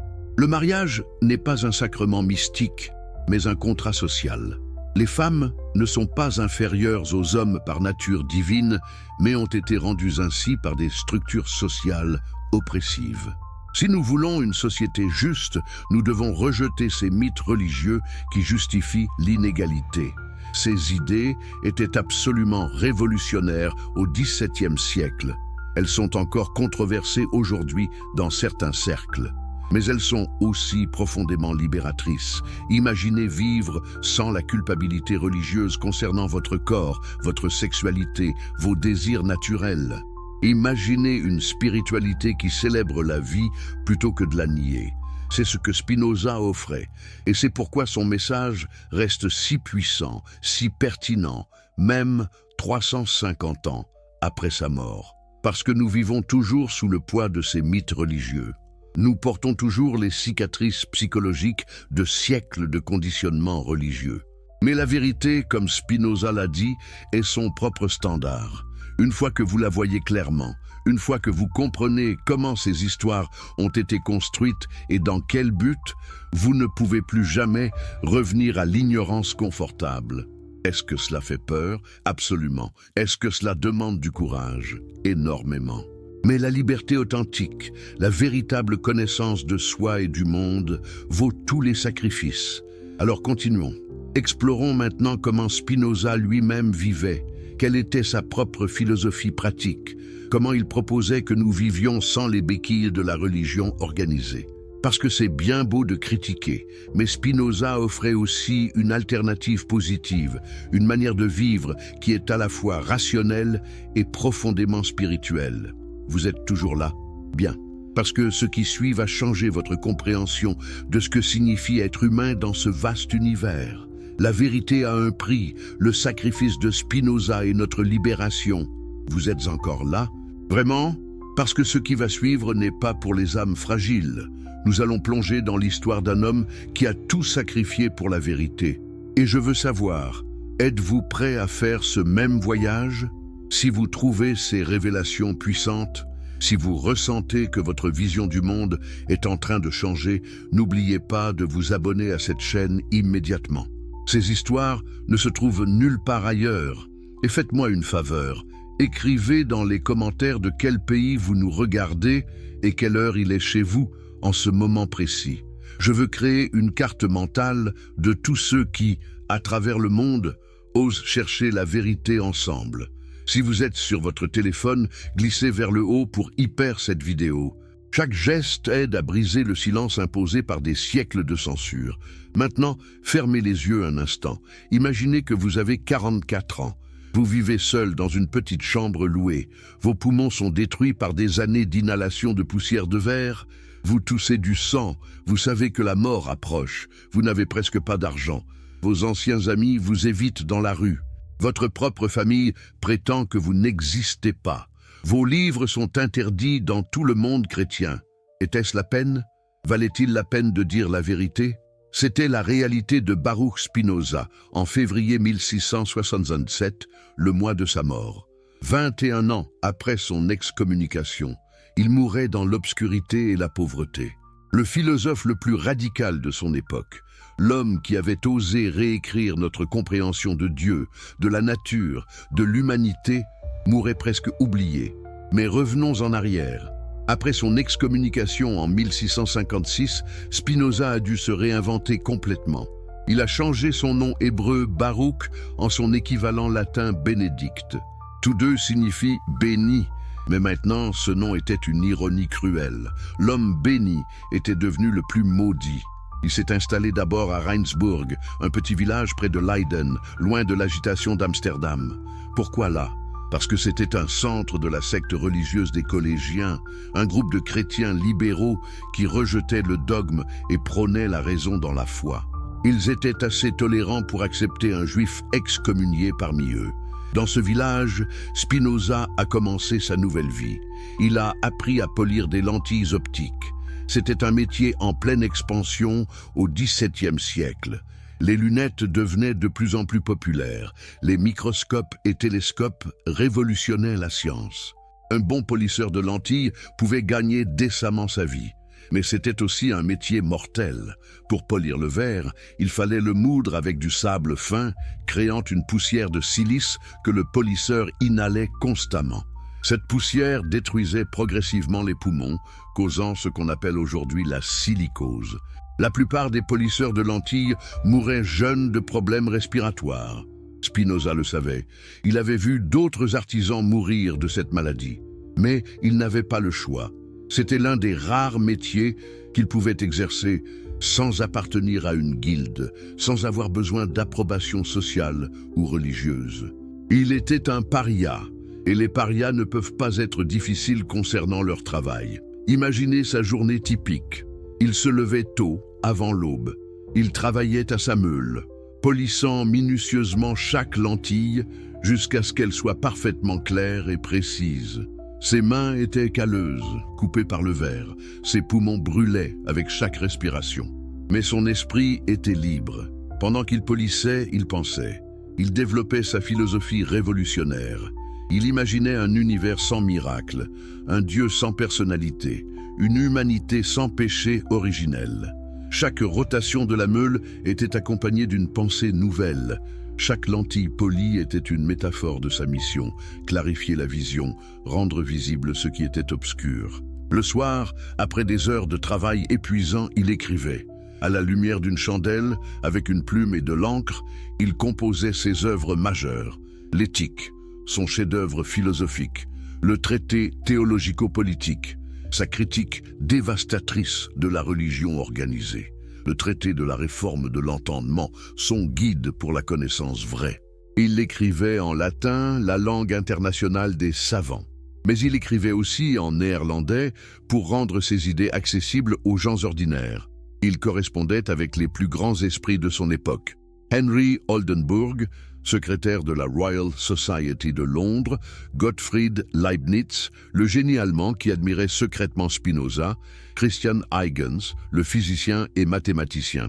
Ces correspondances révèlent un homme d'une patience infinie, d'une clarté intellectuelle extraordinaire, mais aussi d'une solitude profonde. Dans une lettre à Oldenburg, Spinoza écrit « Je ne prétends pas avoir trouvé la meilleure philosophie, mais je sais que je comprends la vraie. » Cette confiance tranquille, cette certitude sans arrogance, caractérise tout son travail. Mais sa vie n'était pas seulement solitaire. Il avait un cercle restreint d'amis et d'admirateurs. Des intellectuels curieux venaient le visiter, discuter avec lui, apprendre de lui. Certains étaient choqués par ses idées radicales et ne revenaient jamais. D'autres devenaient des disciples dévoués. L'un de ses plus proches amis était Simon de Vries, un jeune marchand riche qui admirait profondément Spinoza. De Vries a même essayé de faire de Spinoza son héritier, lui offrant une rente annuelle de 2000 florins. C'était une fortune. Avec cet argent, Spinoza aurait pu arrêter de polir des lentilles, se concentrer entièrement sur la philosophie, vivre confortablement. Mais savez-vous ce que Spinoza a fait? Il a refusé. Il a accepté seulement une petite pension de 300 florins par an, juste assez pour compléter ses revenus du polissage de lentilles. Pourquoi? Parce qu'il ne voulait pas dépendre financièrement de quelqu'un. Il ne voulait pas que ses opinions soient influencées par des obligations financières. Il préférait la pauvreté et la liberté à la richesse et la dépendance. Quelle intégrité extraordinaire! Combien d'entre nous refuseraient une telle offre? Combien d'entre nous choisirions délibérément de continuer à travailler dans un métier qui détruisait nos poumons quand nous pourrions vivre confortablement? Mais pour Spinoza, la liberté intellectuelle était plus précieuse que tout l'or du monde. En 1670, Spinoza publie son traité théologico-politique. Il le fait anonymement et sans indication réelle de l'éditeur. Même la ville de publication est fausse sur la page de titre. Pourquoi tant de précautions? Parce que Spinoza savait exactement à quel point son livre était dangereux. Dans ce traité, il fait plusieurs affirmations révolutionnaires. Il démontre que la Bible n'est pas la parole infaillible de Dieu, mais un texte humain, écrit par différents auteurs à différentes époques, avec des erreurs, des contradictions et des agendas politiques. Il argumente que les miracles sont impossibles parce qu'ils violeraient les lois éternelles de la nature. Il affirme que les prophètes n'avaient aucune connaissance spéciale de Dieu, mais utilisaient leur imagination pour influencer le peuple. Plus radical encore, il plaide pour la séparation complète de l'Église et de l'État. Il argumente que l'État ne devrait pas imposer de croyances religieuses, que la liberté de pensée et d'expression est un droit fondamental, que personne ne devrait être persécuté pour ses opinions philosophiques ou théologiques. Ces idées nous semblent peut-être évidentes aujourd'hui. Nous vivons dans des démocraties libérales où la liberté religieuse et la liberté d'expression sont protégées constitutionnellement. Mais en 1670, c'étaient des idées révolutionnaires, dangereuses, potentiellement mortelles. Le livre s'est répandu comme un feu à travers l'Europe intellectuelle. Tout le monde savait qui en était le véritable auteur, malgré l'anonymat. Les réactions ont été explosives. Les théologiens chrétiens l'ont dénoncé comme le livre le plus pernicieux jamais écrit. Les rabbins juifs ont confirmé que l'excommunication de Spinoza était justifiée. Les autorités civiles des Pays-Bas ont fini par interdire le livre en 1674. Mais l'interdiction n'a fait qu'augmenter sa diffusion. Les livres interdits se vendent toujours mieux. Des copies circulaient clandestinement. Des intellectuels curieux le lisaient en secret, cachant le livre sous de fausses couvertures. Des traductions non autorisées ont commencé à apparaître dans différentes langues, et les réfutations ont afflué. Des dizaines de livres ont été écrits pour réfuter Spinoza. Ironiquement, ces réfutations ont souvent introduit ces idées à un public encore plus large. Les gens lisaient les réfutations et se disaient « Attendez, c'est ce que Spinoza a vraiment dit. Intéressant, je dois lire l'original. » En 1673, quelque chose de remarquable s'est produit. L'électeur du Palatinat, Karl Ludwig, a offert à Spinoza une chaire de philosophie à l'université de Heidelberg. C'était une position prestigieuse, bien payée, qui lui aurait donné sécurité et reconnaissance. Karl Ludwig a même précisé dans sa lettre que Spinoza aurait la plus grande liberté de philosopher, tant qu'il ne troublait pas la religion publiquement établie. Quelle tentation! Après des années de pauvreté et d'obscurité, voici une opportunité de respectabilité, de confort, de reconnaissance académique. La plupart des gens auraient accepté immédiatement. Mais Spinoza, il a refusé. Dans sa lettre de réponse, il a écrit poliment mais fermement qu'il ne savait pas dans quelles limites cette liberté de philosopher devait être contenue pour ne pas sembler troubler la religion établie. Il a ajouté qu'il n'avait jamais eu le désir d'enseigner publiquement et préférait continuer ses recherches privées. Lisez entre les lignes. Spinoza savait que toute sa philosophie troublait la religion établie. Il ne pouvait pas enseigner honnêtement sans provoquer de controverses, et il n'était pas prêt à censurer ses propres idées pour obtenir une position confortable. Encore une fois, il a choisi la liberté intellectuelle plutôt que la sécurité matérielle, mais cette décision a eu un coût. Sa santé continuait à se détériorer. La silicose progressait inexorablement. Il toussait constamment, crachait du sang. Respirer devenait de plus en plus difficile. Ses amis le suppliaient de consulter des médecins, de prendre soin de lui. Mais les traitements médicaux du XVIIe siècle étaient primitifs et souvent plus dangereux que la maladie elle-même. Spinoza a continué à travailler malgré sa maladie. Son grand œuvre, l'Éthique, était presque terminée. Il l'avait commencé dans les années 1660 et y avait travaillé pendant plus d'une décennie. C'était son chef-d'œuvre, la synthèse complète de sa philosophie. Mais il n'a jamais essayé de le publier de son vivant. Pourquoi? Parce qu'il savait que ce serait suicidaire. Si le traité théologico-politique avait causé un scandale, l'Éthique aurait provoqué une émeute. Dans ce livre, Spinoza présente sa vision radicale. Dieu et la nature sont identiques. Il n'y a pas de Dieu personnel, pas de providence divine, pas de vie après la mort au sens traditionnel. Tout est déterminé par les lois éternelles de la nature. Imaginez publier cela au XVIIe siècle. Les théologiens auraient appelé au meurtre, les autorités l'auraient arrêté. Sa vie, déjà difficile, serait devenue impossible. Alors, il a gardé le manuscrit dans son bureau, le partageant seulement avec quelques amis proches de confiance. En 1677, sa santé s'est effondrée complètement. Il avait 44 ans, mais en paraissait 60. Son corps était émacié, ravagé par la maladie. Il pouvait à peine marcher d'une pièce à l'autre, sans s'arrêter pour reprendre son souffle. Ses amis savaient que la fin approchait. Le 21 février 1677, un dimanche après-midi, Spinoza est mort dans sa chambre louée à La Haye. Il était avec son médecin et ami Georg Hermann Schuler et son propriétaire, Hendrik van der Spieck. Selon les témoignages, il est mort paisiblement, sans douleur apparente, simplement en cessant de respirer. Il n'avait presque rien. Quelques vêtements usés, des livres, ses instruments de polissage de lentilles et ses manuscrits. Ses amis ont immédiatement pris possession de ces papiers, sachant leur valeur inestimable. Quelques mois plus tard, ils ont publié anonymement ses œuvres complètes, incluant l'Éthique qui n'avait jamais été publiée. Spinoza a été enterré dans la Nieuwkerk de La Haye. Aucune pierre tombale ne marquait sa tombe. Aucune cérémonie religieuse n'a été célébrée. L'homme qui avait révolutionné la philosophie occidentale est parti aussi discrètement qu'il avait vécu. Mais pensez-vous que c'était la fin de son influence? Pensez-vous que sa mort signifiait la mort de ses idées? Au contraire, ses œuvres posthumes ont explosé à travers l'Europe intellectuelle. L'Éthique, ce livre qu'il n'avait pas osé publier de son vivant, est devenu l'un des textes philosophiques les plus influents de tous les temps. Des penseurs de toutes les époques ont lutté avec ses arguments, ont été transformés par sa vision. Mais l'Église n'a pas oublié.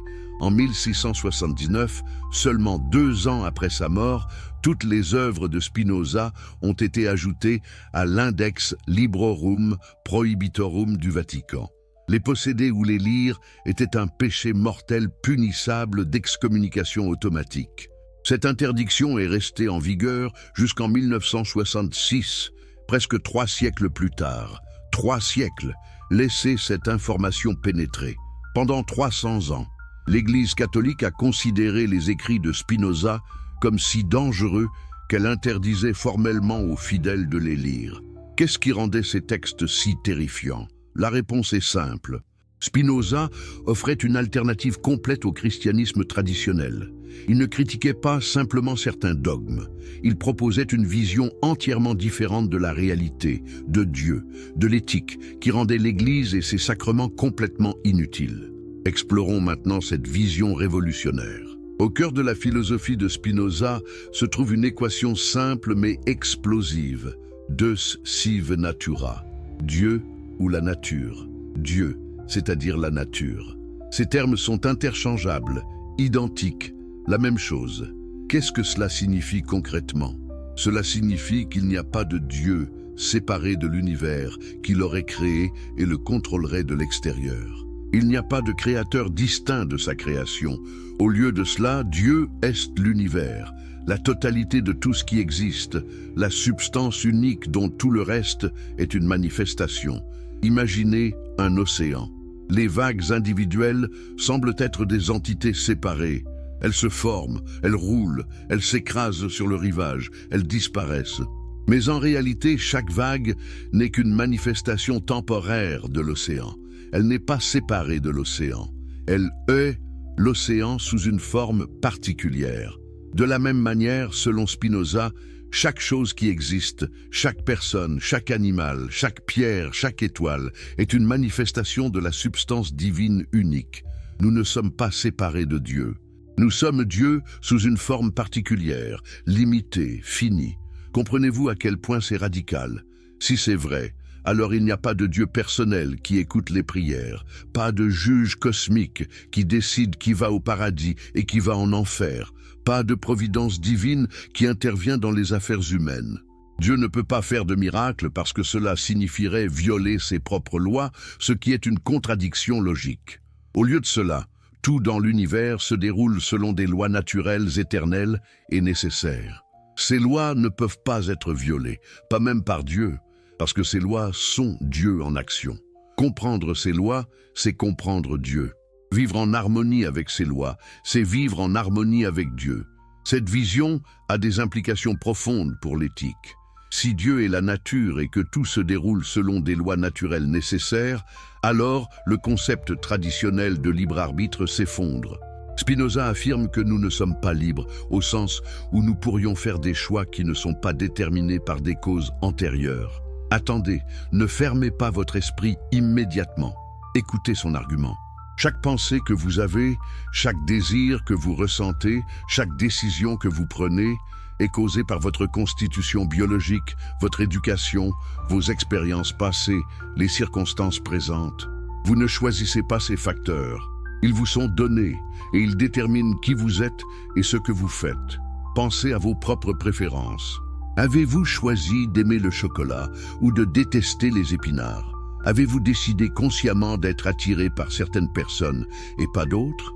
Avez-vous sélectionné votre personnalité, votre tempérament, vos talents naturels? Non. Tous ces aspects de vous ont été formés par des facteurs hors de votre contrôle. Mais alors, direz-vous, si nous ne sommes pas libres, comment pouvons-nous être tenus responsables de nos actions? Comment peut-il y avoir une moralité? Spinoza répond brillamment. Le déterminisme ne signifie pas que nous ne sommes que des marionnettes impuissantes. Au contraire, la véritable liberté vient de comprendre les causes qui nous déterminent. Quand nous comprenons pourquoi nous faisons ce que nous faisons, quand nous voyons clairement les émotions et les désirs qui nous poussent, nous pouvons alors agir de manière plus rationnelle. Une personne ignorante est esclave de ses passions. Elle est ballottée par des émotions qu'elle ne comprend pas, poussée par des désirs qu'elle ne contrôle pas. Mais une personne sage, qui comprend les lois de la nature humaine, qui voit clairement les chaînes causales, peut atteindre une forme supérieure de liberté. La liberté qui vient de la compréhension et de l'acceptation. C'est ce que Spinoza appelle la béatitude ou la joie suprême. Ce n'est pas le bonheur superficiel qui vient de satisfaire nos désirs immédiats. C'est la paix profonde qui vient de comprendre notre place dans l'ordre éternel des choses, d'accepter que nous sommes une partie de Dieu, une vague dans l'océan infini de l'existence. Et voici quelque chose de fascinant. Spinoza démontre que cette compréhension nous libère aussi de la peur de la mort. Pourquoi avons-nous peur de mourir? Parce que nous pensons que nous sommes des entités séparées qui vont cesser d'exister. Mais si nous comprenons que nous sommes des manifestations de la substance éternelle, que notre essence fait partie de Dieu qui est éternel, alors la mort perd son pouvoir sur nous. Notre corps mourra, oui. Notre personnalité individuelle cessera, oui. Mais l'essence de ce que nous sommes, la substance divine qui s'est manifestée comme nous, continue éternellement dans d'autres formes. Nous retournons à l'océan dont nous sommes venus. Nous ne sommes pas perdus. Nous sommes transformés. Comparez cette vision avec la doctrine chrétienne traditionnelle. Le christianisme vous dit que vous êtes nés pécheurs, séparés de Dieu par la faute d'Adam. Vous vivez dans la peur de l'enfer, espérant gagner le paradis en croyant les bons dogmes et en pratiquant les bons rituels. Un Dieu extérieur juge chacune de vos actions et vous récompense ou vous punit en conséquence. Cette vision crée une anxiété constante. Suis-je assez bon? Ai-je assez foi? Ai-je fait assez de bonnes œuvres? Et si je meurs en état de péché mortel? L'enfer éternel m'attend-il? Cette peur a été utilisée pendant des siècles pour contrôler les gens, pour les faire obéir aux autorités religieuses, pour les maintenir dociles et conformes. Spinoza détruit complètement cette structure de peur. Il n'y a pas de péché originel parce que nous ne sommes pas séparés de Dieu. Il n'y a pas d'enfer parce que Dieu est amour infini, pas un juge vengeur. Il n'y a pas besoin de rituels ou de sacrements parce que nous sommes déjà unis à Dieu par notre nature même. La seule religion vraie est de comprendre la nature, de vivre selon la raison, de cultiver l'amour et la compassion. Tout le reste, les dogmes, les rituels, les hiérarchies ecclésiastiques, sont des constructions humaines qui obscurcissent plutôt qu'elles n'éclairent. Mais comment vit-on concrètement selon cette philosophie? Spinoza ne se contente pas de critiquer, il offre un guide pratique pour la vie éthique. Premièrement, développez la connaissance rationnelle. Étudiez la nature, comprenez les lois scientifiques, lisez les philosophes, exercez votre esprit critique. Plus vous comprenez, plus vous êtes libre. Deuxièmement, observez vos propres émotions et désirs sans jugement. Quand vous sentez la colère monter, ne la supprimez pas et ne la laissez pas vous contrôler. Observez-la. D'où vient-elle? Quelle peur ou quel désir frustré la cause? En la comprenant, vous réduisez son pouvoir sur vous. Troisièmement, cultivez les émotions actives plutôt que passives. Les émotions passives, comme la colère, la jalousie, la peur, nous arrivent de l'extérieur et nous contrôlent. Les émotions actives, comme la joie qui vient de la compréhension, l'amour qui vient de la connexion, naissent de notre propre nature rationnelle. Quatrièmement, développez la compassion en comprenant que tous les êtres humains sont déterminés par leurs circonstances. Quelqu'un qui vous a fait du mal n'a pas agi librement. Il a agi selon sa nature et ses circonstances. Cela ne justifie pas l'action, mais cela permet de la comprendre et de répondre avec sagesse plutôt qu'avec vengeance. Cinquièmement, acceptez ce qui ne peut pas être changé. La mort de ceux que nous aimons, notre propre vieillissement, les limitations de notre condition, tout cela fait partie de l'ordre éternel. Se révolter contre eux ne fait qu'augmenter notre souffrance. L'acceptation n'est pas la résignation, c'est la sagesse. Voyez-vous comment cette philosophie est à la fois radicalement différente du christianisme traditionnel et profondément spirituel? Spinoza n'est pas un athée matérialiste qui nie toute dimension transcendante à l'existence. Au contraire, il propose une forme de mysticisme rationnel où comprendre Dieu et comprendre la nature sont une seule et même chose. Einstein, 3 siècles plus tard, se déclarera spinoziste. Quand on lui demandera s'il croit en Dieu, il répondra « Je crois au Dieu de Spinoza, qui se révèle dans l'harmonie ordonnée de ce qui existe, pas en un Dieu qui se préoccupe des destins et des actions des êtres humains. » Cette vision a permis à Einstein de faire ses découvertes révolutionnaires en physique tout en maintenant un sens profond du sacré. Mais revenons au XVIIe siècle. Pourquoi la philosophie de Spinoza était-elle si dangereuse pour l'Église?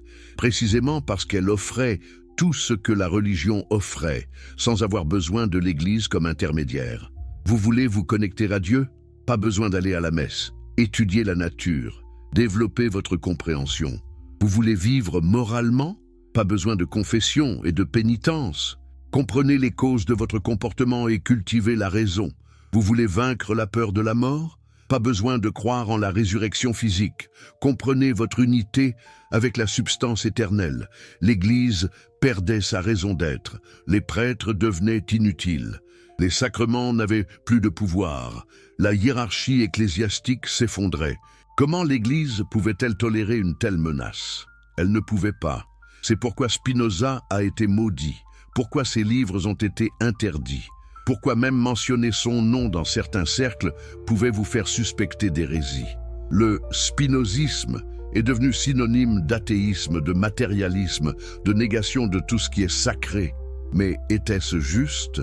Spinoza était-il vraiment un athée? Ou était-il, comme certains l'ont suggéré, un homme ivre de Dieu? La vérité est complexe. Spinoza nie le Dieu personnel du théisme traditionnel. Il nie la providence, les miracles, la vie après la mort au sens conventionnel. Dans ce sens, les autorités religieuses avaient raison de le considérer comme une menace. Mais Spinoza affirme aussi l'existence d'une réalité ultime, infinie, éternelle, parfaite. Il affirme que comprendre cette réalité est le but le plus élevé de l'existence humaine.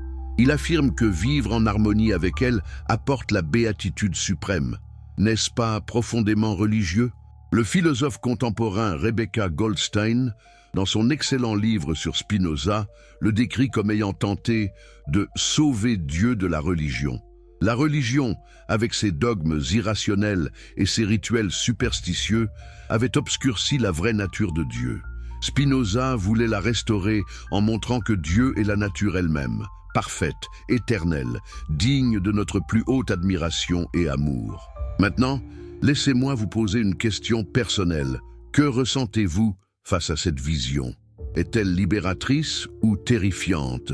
Êtes-vous soulagé de ne plus avoir à craindre l'enfer et à vous inquiéter du salut? Ou êtes-vous troublé par l'absence d'un Dieu personnel qui vous aime individuellement? La plupart des gens ressentent un mélange des deux. La liberté est enivrante, mais aussi effrayante. Nous avons été conditionnés pendant des siècles à chercher l'autorité extérieure, à vouloir qu'un Père cosmique nous dise quoi faire, à espérer une récompense après la mort pour compenser les souffrances de cette vie. Spinoza nous arrache ces béquilles psychologiques. Il nous dit « Vous êtes seuls, mais vous n'êtes pas abandonnés. Vous êtes une partie de Dieu. La sagesse et la paix se trouvent en vous, pas dans le ciel. Levez-vous, pensez par vous-même, vivez selon la raison. C'est votre seul salut. C'est un message dur, mais nécessaire. C'est comme un parent qui enlève les petites roues du vélo de son enfant. L'enfant a peur de tomber, pleure pour retrouver la sécurité, mais doit apprendre à tenir l'équilibre seul. Et quand il y arrive, oh, quelle liberté, quelle joie de rouler sans limite, sans support, en confiance dans sa propre capacité. Spinoza nous invite à enlever les petites roues de la foi superstitieuse et à apprendre à nous tenir debout par notre propre raison. C'est terrifiant au début, mais ultimement libérateur. Et cette libération a des implications pratiques pour comment nous vivons aujourd'hui. Si nous acceptons la vision de Spinoza, plusieurs choses changent immédiatement. Premièrement, nous cessons de vivre dans la culpabilité religieuse. Vous n'êtes pas né pécheur, votre sexualité n'est pas sale, vos désirs ne sont pas mauvais en soi. Ils font partie de votre nature, donnée par Dieu qui est la nature. La question n'est pas de les supprimer, mais de les comprendre et de les orienter rationnellement. Deuxièmement, nous cessons d'attendre une récompense future pour justifier les sacrifices présents. Nous ne vivons pas cette vie comme une période d'épreuve avant la vraie vie au paradis. Cette vie est tout ce que nous avons avec certitude. Nous devons la vivre pleinement, joyeusement, en cherchant la sagesse et l'amour maintenant, pas dans un au-delà hypothétique. Troisièmement, nous développons une éthique basée sur la compréhension plutôt que sur l'obéissance. Les commandements religieux disent « Tu ne feras pas ceci parce que Dieu l'interdit ». L'éthique spinoziste dit « Comprends les conséquences de tes actions, vois comment elles affectent les autres et ton propre bonheur à long terme. Agis selon cette compréhension ». Quatrièmement, nous cultivons une spiritualité basée sur l'émerveillement devant la nature plutôt que sur la soumission à des dogmes. Regarder un coucher de soleil, comprendre les lois de la physique qui créent ces couleurs magnifiques, se sentir connecté à l'univers infini, c'est cela la vraie prière. Étudier la biologie, comprendre l'évolution et l'écologie, voir l'interdépendance de toutes les formes de vie, c'est cela la vraie contemplation de Dieu.